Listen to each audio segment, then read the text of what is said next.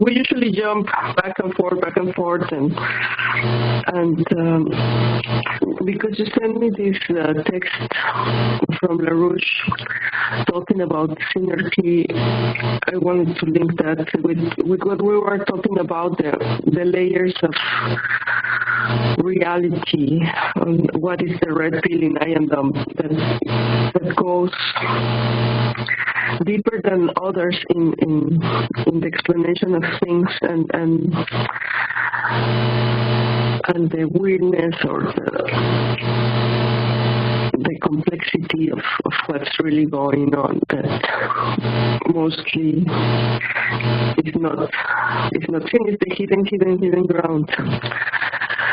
And another part of the Zappa program was always to try to educate the people, and he was always complaining that there is a lack of musical literacy. And I usually try to link with a little of music history and hopefully to motivate people to explore those things on their own.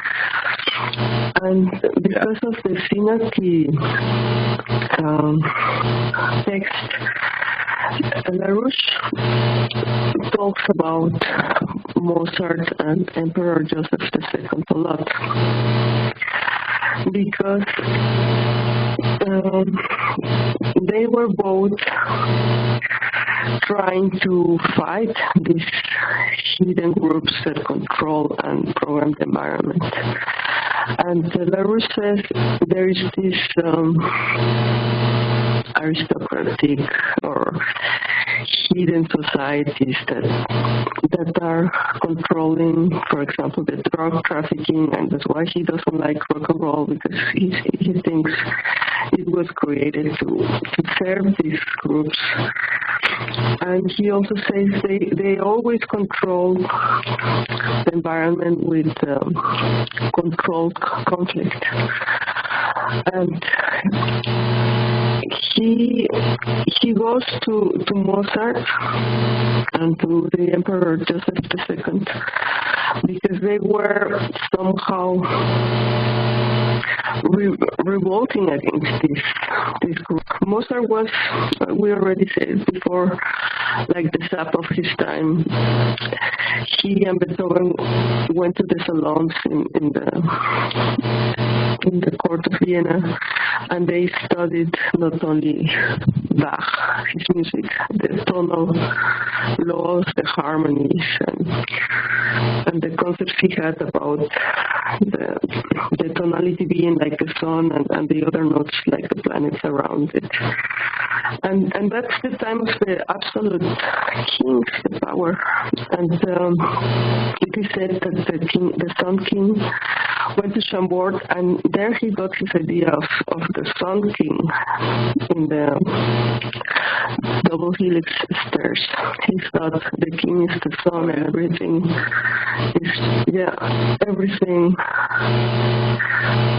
is around his majesty. And for example, they have these laws with the stars, with the stairs. The king, Frank, he will go all the way down the stairs if he met like an equal, like another emperor, like Charles V. He will go all the way down. But if he met another prince, he will go only down until half the stairs. And if it was somebody who was little man, the little man had to go up. He had to ascend to find him, but he will not ascend to him. So there is all these types of allegories also in the court about ascension. And LaRouche said... Here, let me give a little... let me give a history of... I just looked up synarchy. Let me just give a little definition as LaRouche defines it. Under the title, The Cult of Napoleon. It says, at its core, the Synarchist International, like its front group, Pan-European Union, sought to create a one-world tyranny modeled on the reign of Napoleon Bonaparte. The first Synarchist text was written in the 1860s by Joseph Alexander St. Yves Delvedre, 1842 to 1909, an occultist and follower of Napoleon Bonaparte's own mystical advisor, Antoine Faber d'Olivet, 1767 to 1825. Faber d'Olivet had started out as a leading member of the Jacobins, participating personally in the foiled assassination plot against King Louis XVI in 1789. D'Olivet later served as a top official of the Interior and War Ministries under Napoleon Bonaparte. His occult writings about, quote, purgative violence, unquote, and the will to power, and these are antecedents of the works of Nietzsche, were adopted by St. Yves Delvedre, who launched the idea of Synarchism as a counter to the anarchy that had destabilized all of Europe from 1648. St. Yves Delvedre's successor, Gerard Vincent Encos, or known as Papus, founded the St. Yves School of Occult Sciences and began a recruiting drive for a secret society, which he called the Synarchy Government. In his 1894 book, Anarchy, Indolence, and Synarchy, Papus spelled out an ambitious scheme to recruit all the leaders of industry, commerce, finance, military, and academia to a single power scheme aimed at destroying the, quote, internal microbe, unquote, of society, namely anarchy. So these guys aren't anarchy, synarchy, synthesized anarchy. They are the opposite of anarchy. Both St. Yves and Papus envisioned a global synarchist empire divided into 5 geographic areas. 1, the British Empire. 2, Euro-Africa. 3, Eurasia. 4, Pan-America. 5, Asia. Indeed, Alexander Kojeva is identified in Russian sources as the leader of the so-called Eurasians, a group of Russian emigres in the 1920s Berlin and Paris led by Sir Samuel Horst Gukov, Guchkof, and tied into the Soviet secret service project called the Trust. The Eurasians, now it's interesting, Ion mentioned, it seemed to me, the Eurasians when we were talking about the castle and the Vatican stuff, and down there in the Pyrenees. If you recall, he said, I wrote it down as Eurasians, but he might have been trying to say Eurasians, because that's the term here. The Eurasians welcomed the Russian Revolution as a purgative force to wipe out corrupt Western civilization. Kojevi's own cosmology of great tyrants counted Joseph Stalin and Adolf Hitler as second only to Napoleon in achieving, quote, the end of history goal of a true global tyranny.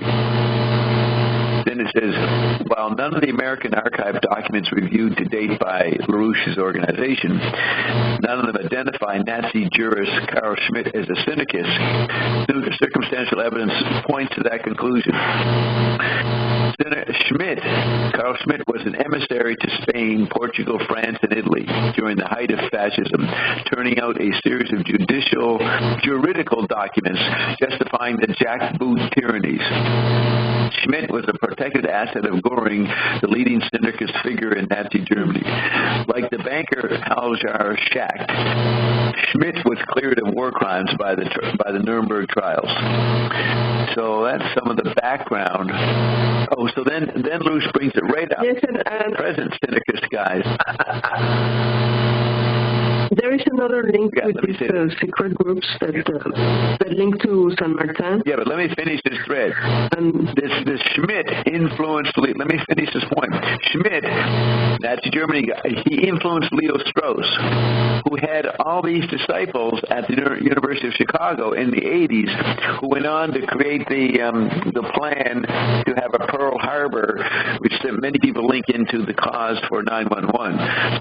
So the article ends, it was this Kojevi guy who maintained the closest collaboration with Leo Strauss and had promoted his theories of purgative violence and universal tyranny with such leading Strauss disciples as Alan Bloom. Now, Alan Bloom was a professor at the University of Chicago in the 80s who wrote a book called The Closing of the Mind of America, and he had certain Platonic ideas of music. Well, Zappa had public debates with Alan Bloom.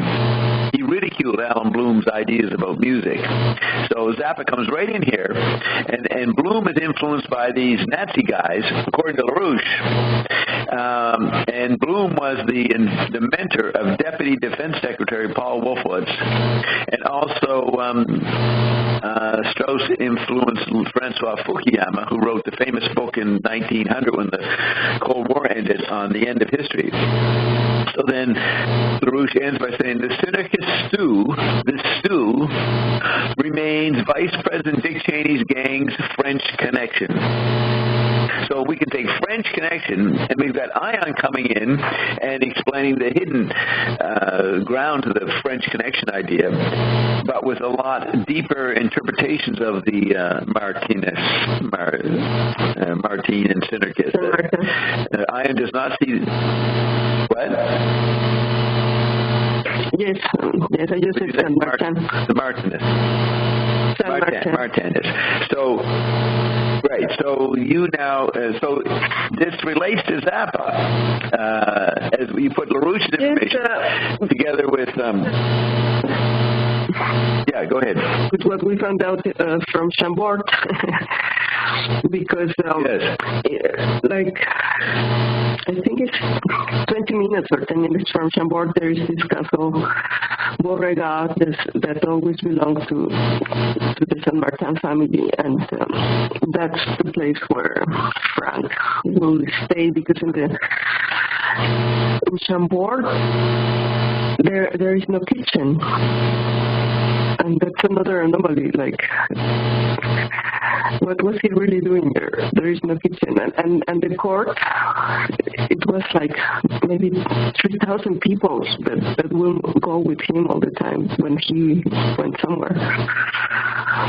So there are a lot of anomalies in this story, but LaRouche explained how the French monarchy was taken down by the Synarchists because they financed the American Revolution, and there is the link to Saint-Germain and all the things I explained at the beginning with the Nesara.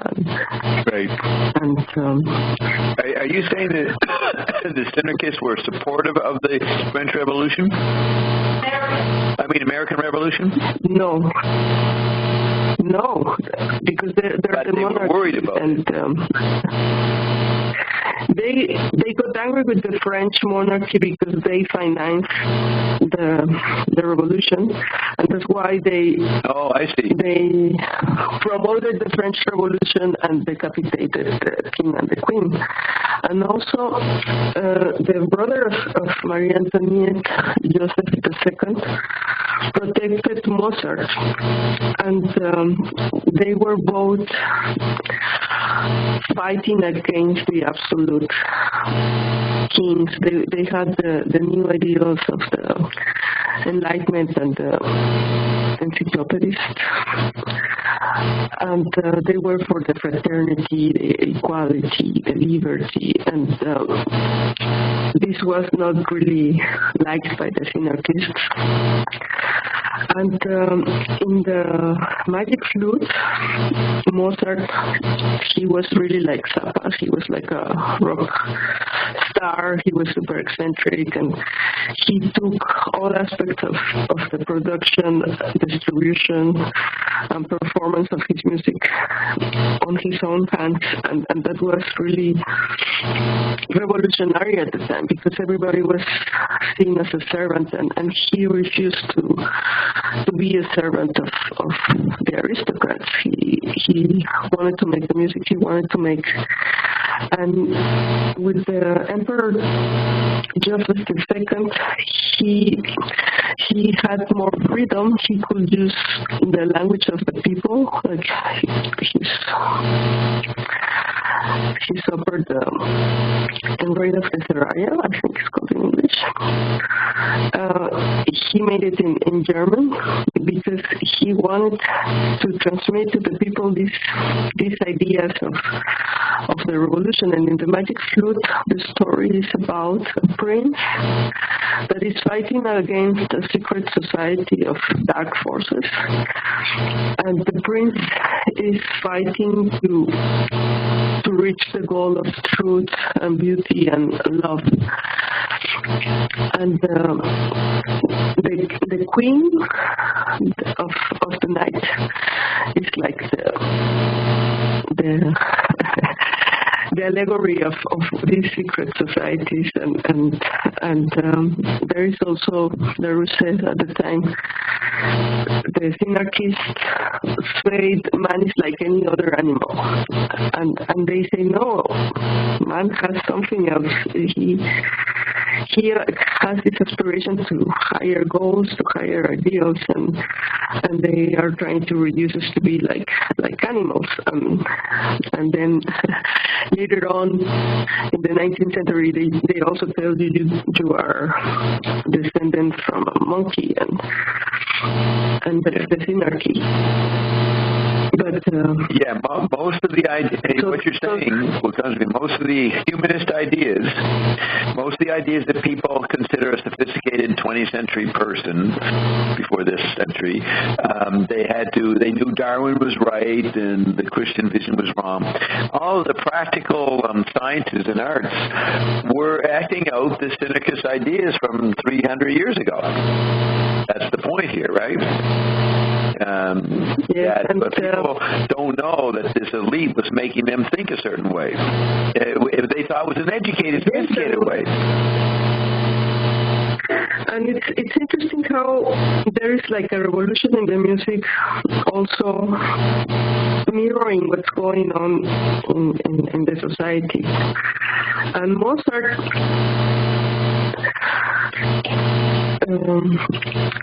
wanted to go further with his music and to transmit what he thought is the universal truth, the universal beauty.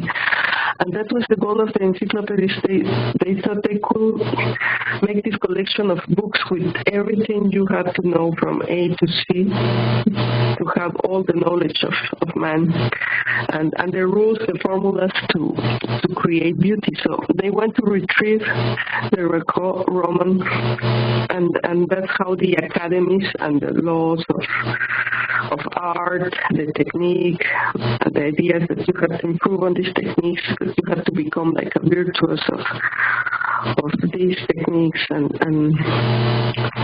to create beautiful artworks and following these formulas, these rules that are like eternal. That's how the academies are born, and that's what then the modern and the contemporary artists are fighting against, all these classical academic rules. But at the time of Mozart, they still think there are these eternal, ideal, elegant, logical formulas, and they're trying to find them. And well, I think in a way he sort of finds something, because when I hear Mozart's music, it's really sublime. And even when he's funny, when he's trying to reach the non-aristocratic, illiterate audience of being, and he does, for example, the Papageno, these two parrots that are in love, and it's funny, but it's always about these higher ideals of fraternity, of truth, of love, and against the absolute power of the kings. And there is a legend. They say that Marie Antoinette and Mozart met when they were children, because Mozart, he was a virtuoso and he would go play in all the castles, and they fell in love. Some say Marie Antoinette asked him to marry her, after he saw him playing, and others they met in the gardens and they were playing, and but they were children, and it's funny that how these things develop, because one of the things they said against Marie Antoinette when they cut her head, they said she was expending too much money in luxury things, and when they had the trial, she was not spending more than the amount for the court, the normal amount that it was. And most of her expenses were on books and engravings, not like many things, clothing and jewels. She also had that, but most of the expenses she had were on books. She was like a very educated person. Yeah, have you ever heard, did we ever play you what Ion, he did a lot of Marie Antoinette. Have you heard that? You probably haven't, right? No. Yeah. Well, first of all, you're right. She was born in 1755, and Mozart's born a year later, 1756. He dies in 1791, and she dies in 1793. So they're very close. Their lifespans, exactly, almost. And she died on Dave Neufeld's birthday, October 16th. So also the day I made the prediction about the wall, the Berlin Wall going down in Germany being reunited. That was in 1988. So Marie Antoinette was one of the first people Ion gave us the true story about. She would read the fire in the fireplace. She had a psychic something. The fire would talk to her, and she would know everything about everybody, and therefore would give advice to the kings or whoever was listening to her that would be borne out. And no one understood where she got this knowledge, where she got this information. So she became extremely powerful in the court system of that world in France because of her ability to. Now, it was very early. She might have been going to parallel worlds. I'm not sure, but Ion did say she would read what the fireplace, some voice in the fireplace, sort of like Moses' burning bush, would tell her everything. So she really was a big deal in many ways. She's like Marie Henrietta, who did all those inventions that influenced the 20th century, the wife of Leopold II. So so this reading books would be supplementing what she naturally was getting as a psychic person or some kind of advanced person. So Ion agrees with you. Yes, and it's very interesting that they linked to Saint-Germain to the American Revolution. And Mozart is like exactly like Zappa. He's against this power that for Zappa were the big corporations and the media, but at the time of Mozart, it was even harder because he suffered a lot and had a lot of economic, financial trouble because it was very, very hard for him to be independent and to fight against this power that even killed Marie Antoinette, the synarchist, and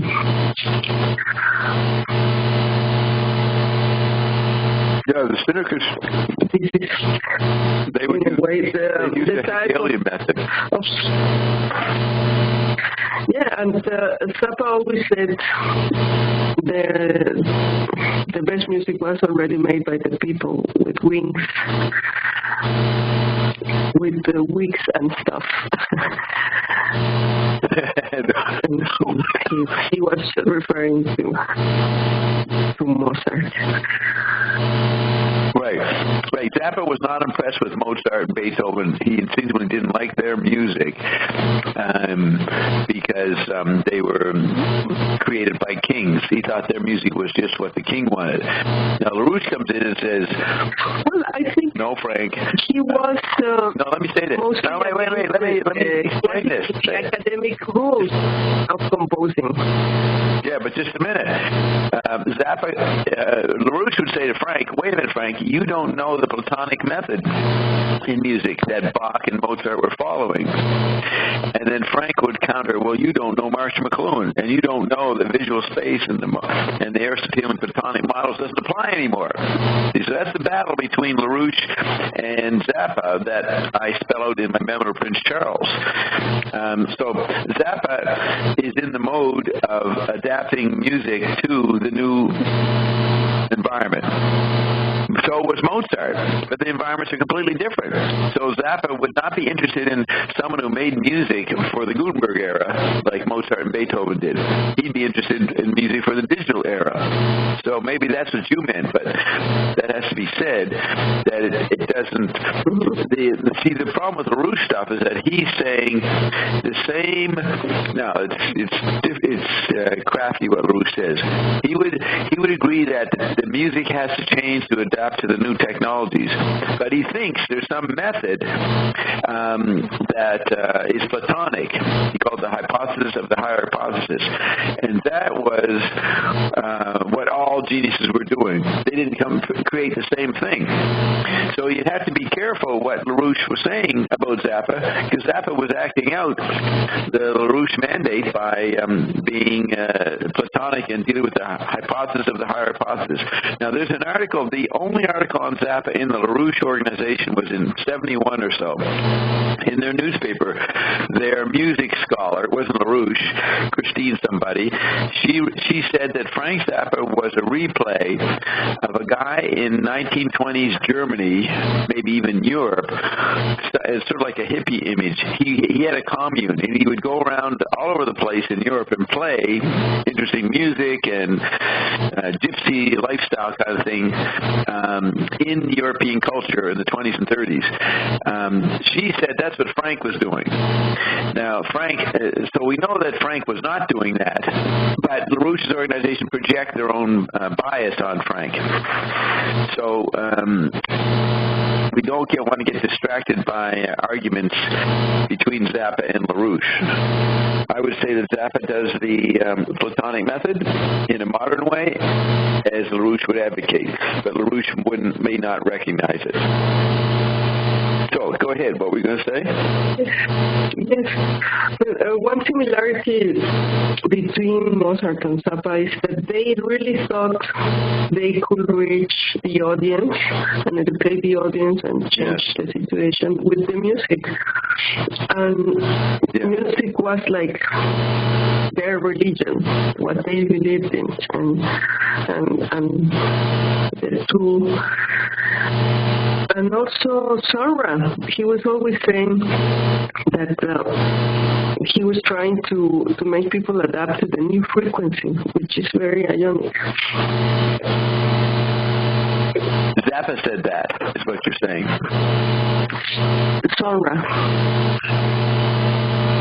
But all of them had this idea that Sun Ra. Oh, Sun Ra, yeah, Sun Ra, yeah. That music was a very, very strong tool to educate people and to move them to be somehow more aware. And for example, Sun Ra even says, you just listen to this music, listen to this music, listen to this music, and you are going to start to know things. Yes.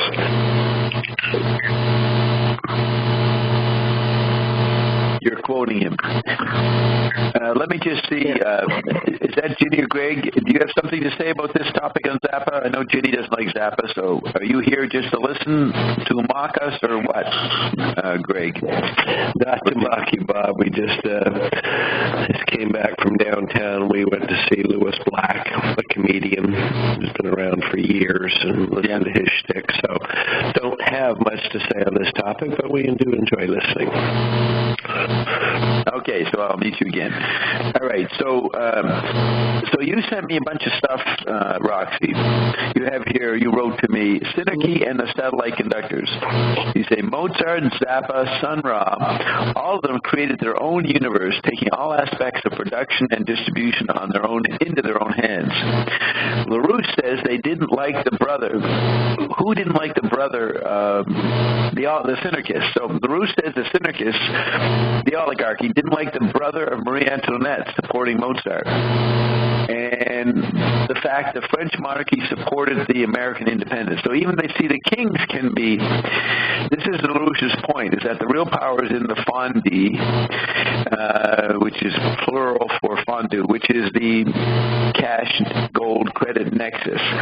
So the visual space of the wealth that banking created, that was the oligarchy. So it was like an object. And the children of the oligarchy had the benefits of that wealth, but if they went politically off the range, off the grid, they were easily killed or poisoned. So you can have a king come in who, even though he's an oligarch and represents the traditional elitism, he can be trying to alter his environment, working with the culture geniuses of his day to bring in a more egalitarian situation. So the French monarchs were decapitated, and people might think, oh, that's Robespierre and the people's rebels, the Jacobins, that they were offing all the elites. And LaRouche's point is that another part of the elite, known as the synarchists, were supporting the radical Robespierre and these guys who were creating chaos and ruining the American Revolution that was being presented by others that were more balanced and weren't trying to chop heads off. So you have here the French monarchs were decapitated. LaRouche accuses the synarchists linked to Saint-Martin of conflict control, controlling both sides and both kinds of trafficking. And that is why LaRouche was against rock, but Zappa, then you come in, but Roxy says Zappa saves the music and proclaims, as Mozart did, that he was in charge and against substance abuse. So Zappa was the same program as LaRouche on the drug point. The synarchies control the program, but Mozart rebels. There's always a new revolution of music with a big change. There is a legend that Mozart and Marie Antoinette met as children and wanted to marry. Then you say the rock star Mozart meets the Emperor Joseph, brother of Marie Antoinette. Yeah, this is from the film of Mozart, because there are like chronicles of people writing what happened that day, and maybe just to show a little that Joseph was not as bad as other emperors. There was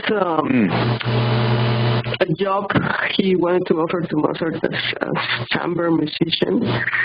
It was not very well paid because he had to write pieces for some ceremonies or official functions. And but Mozart didn't want to limit himself to be a servant and just do music for parties or for ceremonial rituals. And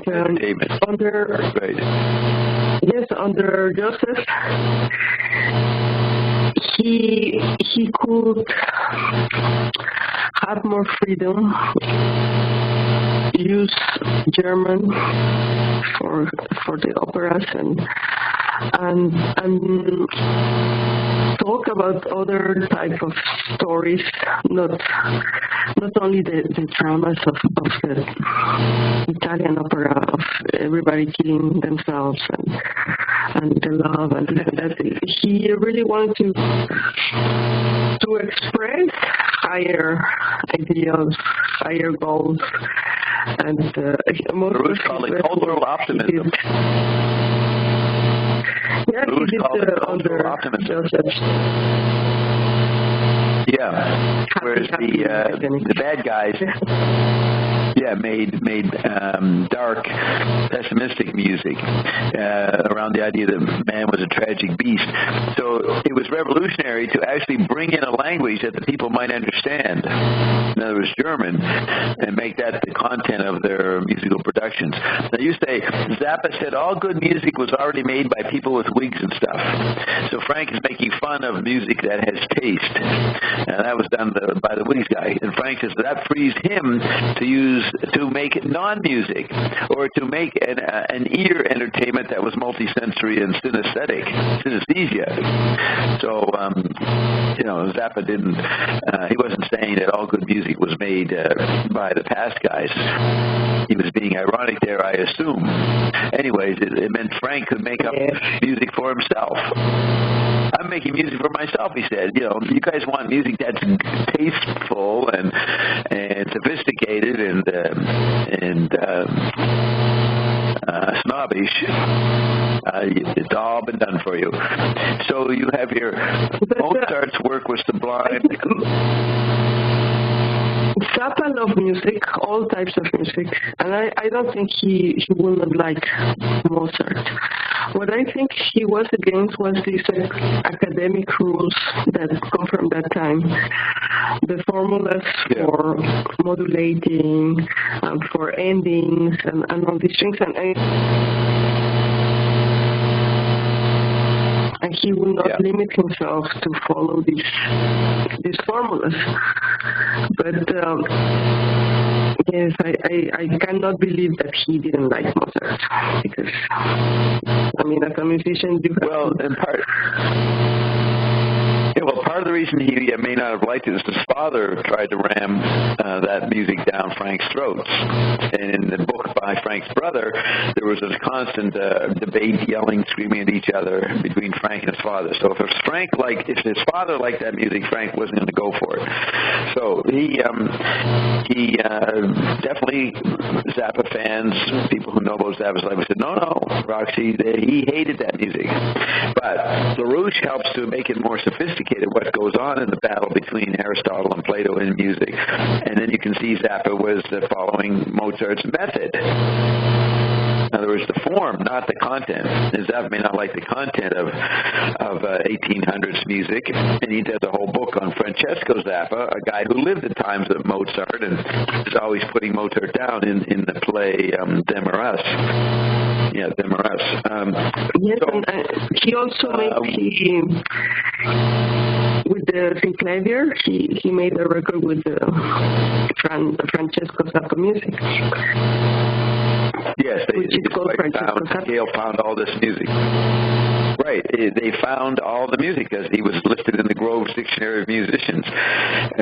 Somebody found that guy, so they found and acquired Francesco Zappa's music made from 1763 to 1788, the same years that Frank flourished, 1963 to 1988.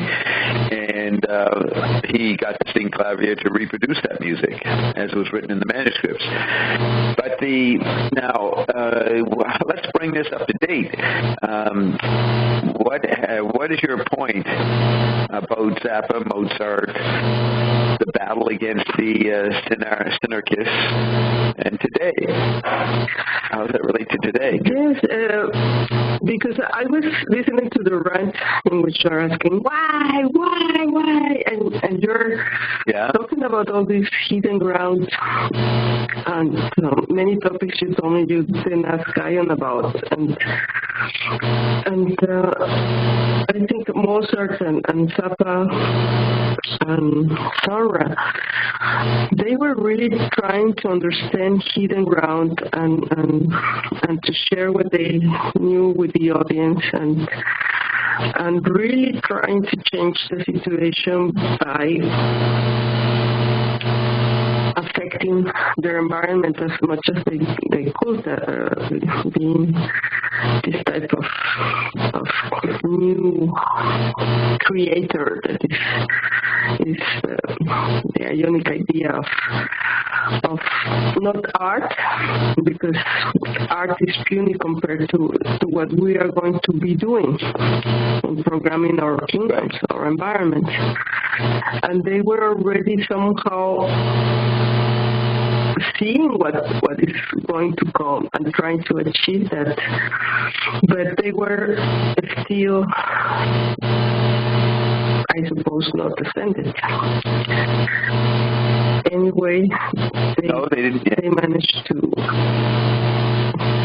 influence. And they were fighting. And here's the thing. The synarchists, some of the synarchists that Mozart and them are fighting against are ascended people. Like the Martin, Saint-Martin, and the Saint-Germain people. So that's where it gets complicated. So you sent me a summary of the Magic Flute, which is about this question, because Mozart were Masons. So it says the Magic Flute is noted for its prominent Masonic elements. Schikaneder and Mozart were Masons and Lodge brothers, as was Ignaz Alberti, engraver and printer of the first libretto of the Magic Flute, by Mozart. The opera is also influenced by Enlightenment philosophy, and it can be regarded as an allegory advocating enlightened absolutism. So it's like they recognize, it has to be some kind of authority, but it can be an enlightened authority. But that's because the printing press and the newspaper were inspiring them to new scenarios for distributing information. So they were trying to bring in the new media, like Comenius, trying to use the new media and spread concepts to the average person. So you have here the Queen of the Night represents a dangerous form of obscurantism, or according to some, the anti-Masonic Roman Catholic Empress Maria Theresa, or the Church itself. So they're saying obscurantism came out of Empress Maria Theresa and the Church itself, even though they were anti-Masons. Now, if you listen to someone like Robert Anton Wilson, he talks about all the ideals of the Freemasons became the content of the Industrial Revolution, the humanist ideals, that some of the Freemasons were for that. And so the Freemasons won. Do you remember when Gale died, Moon published a picture of the Frank's library, and he had a lot of Mason books. He had the whole collection. So he had all the 30 books. Studying these secret societies and the hidden ground. And he was rational about it. He didn't. He wrote plays about it called The Grand Wazoo.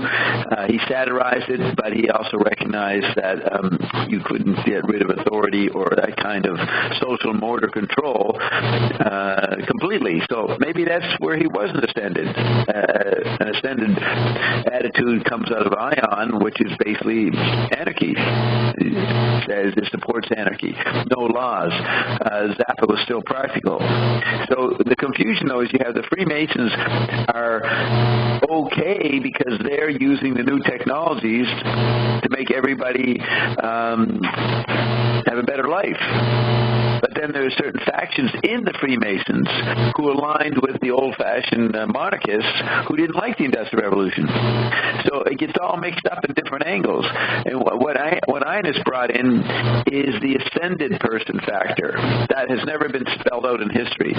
So, here's Mozart, a Freemason, representing the appropriate industrial ideals of Freemasonry, and he's up against other Freemasons or non-Freemasons who may actually be ascended people. Empress Maria Theresa, her antagonist, Arresto, symbolizes the enlightened sovereign who rules according to principles based on reason, wisdom, and nature. Now, at the same time, you have the industrial goals coming in with the printing press. You have people like William Blake saying, no, this is going to lead nowhere. So you have another level of people criticizing this new, apparently enlightened understanding of taking the benefits of technology. But there's a faction against that. LaRouche tries to figure out who's doing what, and basically says the pro-technology gang are the Platonists, and the anti-technology gang, that would be William Blake, are the Aristotelian people who want to bring back a dark age. So you got here, Mozart is against the obvious oligarch, the empress, and then he has another king that would represent Marie Antoinette's brother. The story itself portrays the education of mankind progressing from chaos, that's the serpent, symbolized by the serpent, through religious superstition, that would be the queen and the ladies, to rationalistic enlightenment, that's Arresto and the priests. And by means of trial and error, ultimately to make the earth a heavenly kingdom, and mortals like the gods. Then you say that particular couplet with those words is sung in the finales to both acts. Mozart includes satire and humor to make it attractive to a wider audience of non-aristocrats. In the people's language, Mozart's goal was to transmit the ideas of liberty, emancipation, fraternity, and love. The parrots sing about the highest feeling, love. And what's interesting, you come to the 20th century, and after World War II, a lot of the radical thinkers like Adorno find that the concentration camps are just too much to take, and they start to question the whole Enlightenment philosophy that led to, they think, World War II, the ideas. So you have a whole branch of postmodern thinkers, they're called postmodernists, who are retrieving, from LaRouche's point of view, synarchist ideas.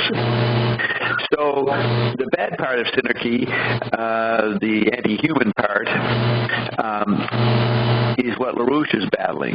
But we, here in Iondom, are including the useful synarchists, or the people that funded the synarchists. So you're aware of this complexity, what we're talking about, Roxy, right? Yes, that's why contradictions here. We try to present these things, because this is like the layers of the layers of the layers of history, of the secret history of the things that Ion has told us, and how this connects with America and the New Atlantis and the New Jerusalem and Saint Germain and if you read Zappa closely, weird connections that connect them all to Bob. Yes, it comes back to me eventually, but well, what was good is that the very people that we're talking about, McLuhan and Zappa and others, and LaRouche, were brought together by me. That was already stated 25 years ago, before Ion showed up. Now, is Ion following Bob's hologram? That's for you guys to figure out. But you can, when you read Zappa and see what he said in his interviews, you can't categorize him as a Platonist or an Aristotelian. He's more moderate, more involved, more aware of the complexities. He used to talk about the very operation of becoming president was a Byzantine bureaucracy, and that's right. McLuhan wrote about that too. You had to link back to the oligarchs. What do they call the electors? What's that thing called? I forget what that thing. Yeah, the electoral college that oversees the elections. So you have this oligarchy, and Ion says that Obama became president thanks to the daughters of the revolution. I don't know if they're called the daughters of the American Revolution or just daughters of the revolution. The elite women around Lynn Cheney and people like that, I guess, were into making America's image better, so they foisted Obama on people. So the way my chart is you look at Mozart or you look at Zappa and you project the LaRouche agenda on them, the McLuhan agenda, the William Irwin Thompson agenda, the Croker agenda, and the Dobbs agenda, and then the Ion agenda. You mix all 6 levels to understand what's going on, and that's what we're trying to do with this emphasis on Zappa, how he was aware of this complexity and actually made music illustrating it and predicting Ion and me predicting Bob. Yes, as you say, we take these different persons in different quadrants and try to explain this phenomenon, the Zappa phenomenon related to Iondom, through these different filters of thinking and knowledge. Like now we're talking about LaRouche and what he's saying. Right, and we can use McLuhan or we can William Irwin Thompson. Now, I think Bert's here. Is that you, Bert? Yes. Yes, Bob. Hey, Bob. I'm blown away. I've been listening to you. Yes. And I've been reading LaRouche this week and listening to Zappa. This week, I've been reading some very good. Zappa, and I felt the connection of just listening to Zappa doing some interviews. So it's really cool to hear you and Roxana discuss this. It's really nice. Yeah, you're tuned in as usual, Bert. You're doing the right things, preparing, Ion guiding you. Now, you see, if you read the musical theories of LaRouche, you'll see that Zappa acts them out. But LaRouche would not like Frank. So the value of LaRouche is that he tells you about this historical battle. There's nowhere, maybe now on the internet, but LaRouche wrote these articles that Roxana is talking about, the Synarchists and the Martinists, Saint Martin gang. He wrote them back 20 years ago. So when I was talking about, to me, the Saint Martin family, I immediately remembered the LaRouche quadrant stuff. And so I knew that, but I didn't know how I was going to talk about them. So here's LaRouche giving the history. It was an important understanding of the connections over 300 years. But then we listen to Frank deal with the present that LaRouche hasn't got a perfect handle on. Exactly, yes. I mean, when I used to talk to the LaRouches, they didn't know that I brought LaRouche over. And remember, I forgot to read you Licio Gelli's history. Licio Gelli, who Zappa mentions in his writings. We needed to talk a bit about Licio Gelli at some point tonight, because he's the linchpin between the Synarchists and other people. But what was I going to say? The LaRouche's people, I'd often be in New York City and go to their headquarters in New York, and I would have bought some Frank Zappa bootlegs, okay? So I'd walk into LaRouche's headquarters and meet with the elite, and they'd always say, well, Bob, what's in the bag there? And I knew they'd ask. And I'd pull out the Zappa albums, and these would be educated baby boomers. Some of them are even music critics. They say, why are you listening to him? I said, well, because he's acting out LaRouche's ideas. Yeah. And then they go, you're always saying ridiculous things, Bob. Why do you come around here? Then they get mad, And they didn't try to insult me. And I would stand by what I'd say, but they would say, we're going to educate the Zappa out of you, which turned out to be what the police beat up the, Václav Havel in Czechoslovakia, saying, we're going to beat the Zappa out of you. That's what the police said to those guys in Czechoslovakia, before the Velvet Revolution. Well, LaRouche said the same thing to me. So on the surface, people could say, oh, LaRouche is a fascist. He definitely had Nazi people around him. This is what was funny. LaRouche would be exposing, certain Nazis, but he'd have a couple of Nazis in his own organization funding him.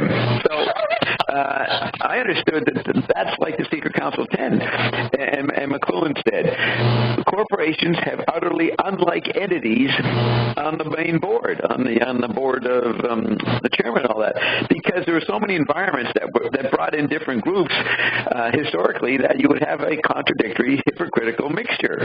You'd have the Nazis from the radio era. You'd have the Bolsheviks from the telegraph era. You'd have the Freemasons from the manuscript era or the printing press era.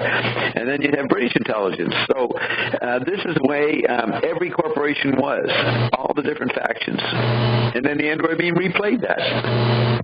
So this is the education I'm for. How to be like Bert and listen to Frank and read LaRouche. Nobody in the world does that unless they've passed through Dobbs.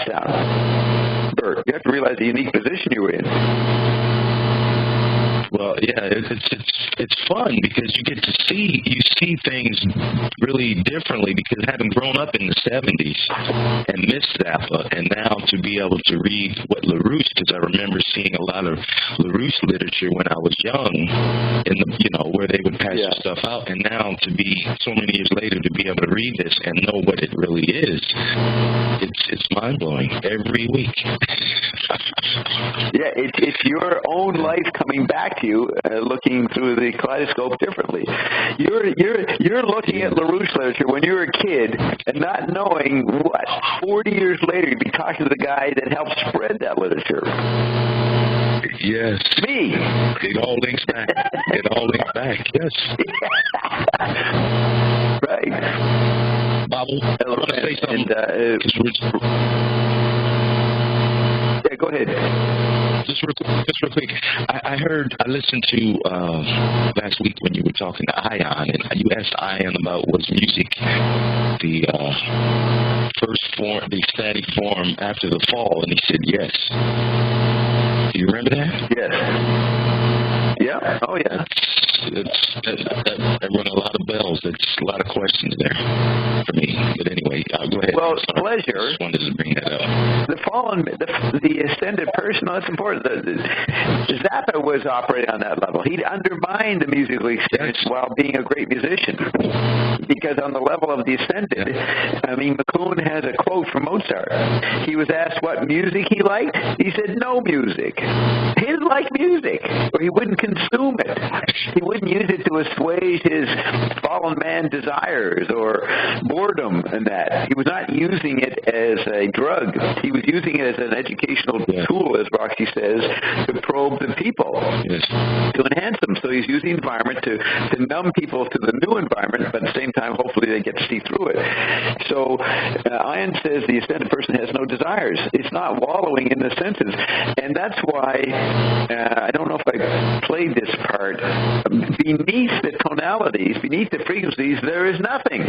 Did you hear me play that part last week? There is a nothingness, which could be the Hindu void. I don't remember that. Yeah. Beneath all models of matter, there's a vibrant nothingness. And I referred to it again today in something I said, Diane, I can't remember right this second, but the nothingness. Oh, yeah, the dream that dreams your dreams. That's the first dream is inside the nothingness. You get that, Roxy? That the first hypnosis is the first dream. That's the level of frequency and tonalities, the Gurdjieffian octaves that control the being.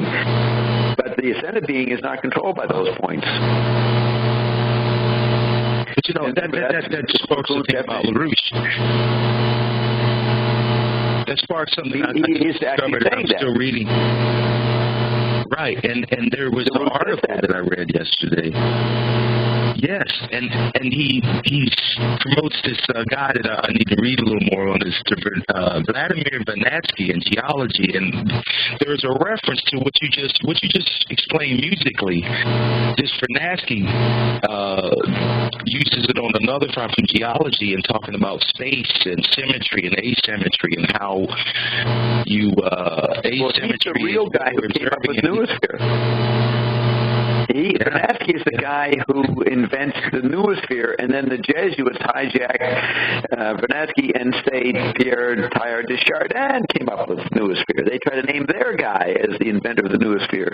But Chardin's noosphere is Aristotelian, whereas Vernadsky's is Platonic. And what that means is that The ideas, the thoughts, the non-material thinkings is what reality is, not the sensory categories, not the stuff that Aristotle comes up with. So LaRouche, in an intellectual way, is supporting Ion, going for the non-sensory as the ground of being. That's what you would have just read. Yes. Right? Yes, exactly. I mean, it was really funny how I got onto LaRouche, because the first thing that he has some theories, and not to go off on a tangent, but he has some theories about what's taking place in China, and he uses his paranoid position of the British. So he has this whole theory that he's supporting, that the whole fall of the Chinese the British stock market is. Yeah, destabilization by the British. Who are the British? When you read the historical data, what does he mean? He doesn't mean the British people. He does mean the oligarchy in the City of London. But the British are the synarchists. They go back 500 or more years. He has different names for the same elite. So the synarchists that Roxy's talking about are the British. But it's an international cosmopolitan elite. And then, see, when I was first talking to Ion, I found it puzzling that he would go on about Queen Victoria and these very stupid oligarchies that I had been met personally through the Council 10, but also intellectually didn't agree with them. And I eventually figured out, I think, I haven't got it confirmed, that Ion purposely took these people and rubbed them in my face. He'd say, you're doing the Lindy, Bob, hanging out and being mad at Queen Victoria, but I would make a big deal of how aesthetic Queen Victoria was, which was a counter to the images I had in my mind. And but Ion was trying to show us the secret part of the elites, who I had brushed up against but did not fully understand. Or maybe I did fucking know, and as you know, I'm running this whole fucking thing, so you're talking to an extremely ascended person right now who's pretending to be one of you guys, but that's my art, right? Yes. I'm pretending to be among the people. I'm speaking in English. Most times we're trying to do it in German. But it's pretty funny, the situation here, where I come out of this elite position, and then Ion is out elitenizing me, but then in the end says, well, Bob, all these people that I've gradually got you to be impressed with, they all work for you. We're still trying to figure out what kind of weird blind spot I put myself into. What kind of amnesia am I? What disease am I a victim of? Everybody's trying to work. Yes. What did you say? Your first words? Everybody's trying to make you remember. Bob, remember. That's what I mean. When Bob gets it, then everybody can get it. But we have to let little Bob get it at some point. It's going to take a long time to get Bob to get it because Bob ain't paying attention. But Bert, I was thinking of you. I couldn't wait to play it. What, Roxy? Yes, I was listening to Sonra, and I was so amazed of what we're saying now, that there is so much ionic in what he's saying. For example, in the start of the film Space is the Place, he says the music is different here, the vibration is different here, but the planet will be teleported with music, with frequency. And I'm like, wow, that's right. And he also has a song called Deep Purple, Sonra. And the group Deep Purple took its name from Deep Purple, that's your color. And Deep Purple make this smoke on the water. Smoke water on the water. On the water. Fire on the water.